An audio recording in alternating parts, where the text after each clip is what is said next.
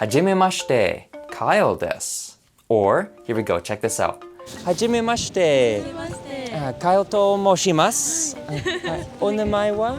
In case you're watching this and have not yet worked through Introduction 1 in the Duolingo Japanese app, you may be confused. If you have completed this section, then good for you. I'm sure you are well aware that I had just said, hello, my name is Kyle, in 2 different ways. What's the difference between them? Well, prepare yourselves, as over the next few minutes, I'm going to clarify what was taught within this section, try to clear up all that was confusing, and get a real Japanese speaker's opinion on the material to check and see if what we have learned was actually how the Japanese speak. 思います? That's wrong. Oh, sorry. Did I sound rude? The first thing that I didn't even think about before learning Japanese is how the sentence structure could be different. Turns out it is. Anyways, the key rule in Japanese is how the verb is always placed last in the sentence. For example, in English you would say, I ate sushi. See the verb right there in the middle?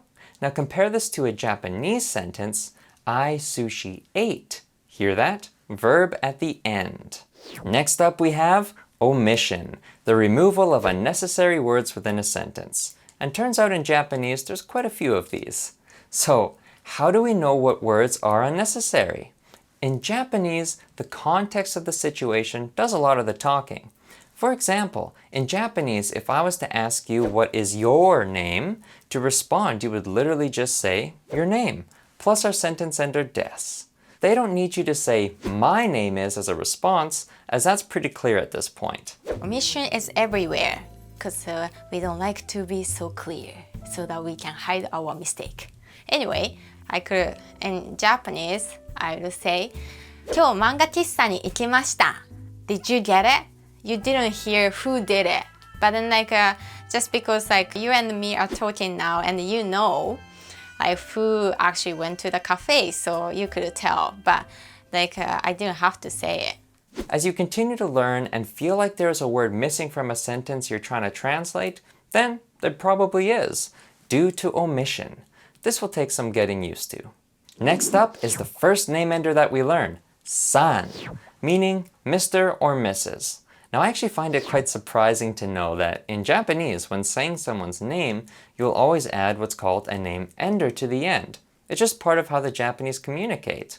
And if you don't actually do this, it can be taken as rude. However, never use this when stating your own name unless you want to sound like a fool or an ignorant foreigner. And we don't want to do that, do we?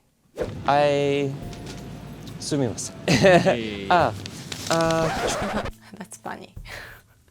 Even in English, you don't just introduce yourself, oh, I'm Mr. Kyle, or I'm Mrs. or I'm Queen Chisa, right?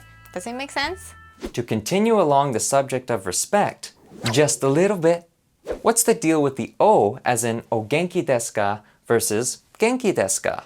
Well, the only difference of placing the O in front of genki was O shows more respect, and that makes this statement more polite. So they both mean the same thing, one is just more polite and formal. Next up is wa, the character used to mark the main subject within a sentence. Wa belongs to a large family within Japanese called particles, sometimes referred to as markers. I won't get into this now as it's a massive subject, but I'm very curious to see how Duolingo will introduce more of these crazy things in the future and how it'll actually teach us these. Such as this classic example from Duolingo.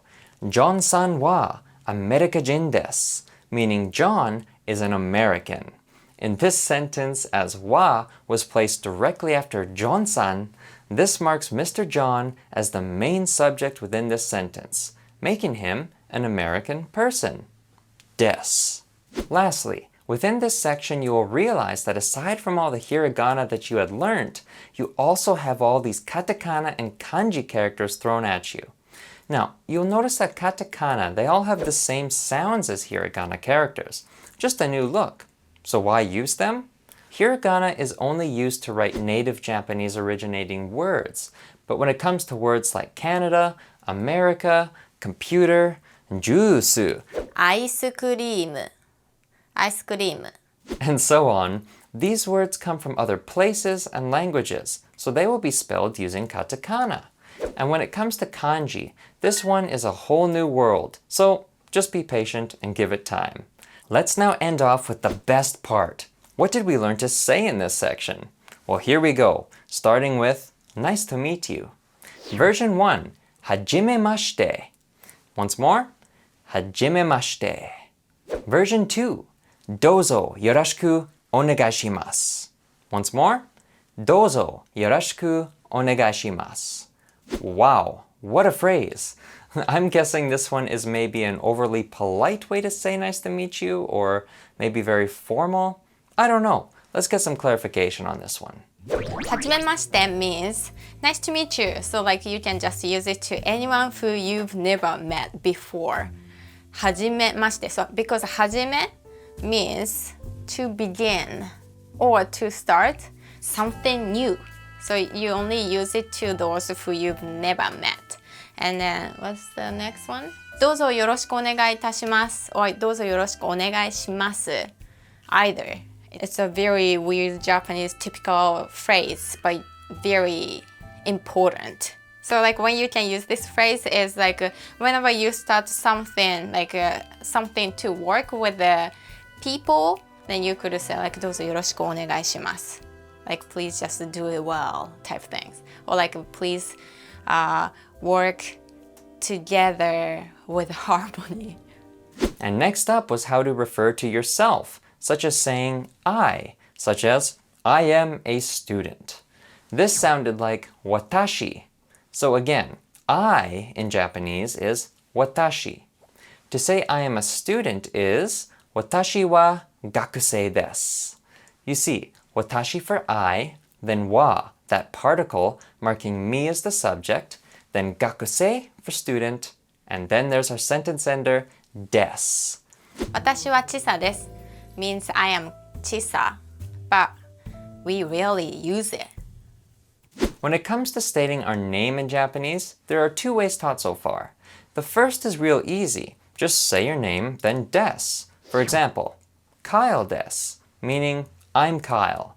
Now the next way is a bit longer, but more polite and specific, I imagine, sounding like チサと申します means my name is Chisa.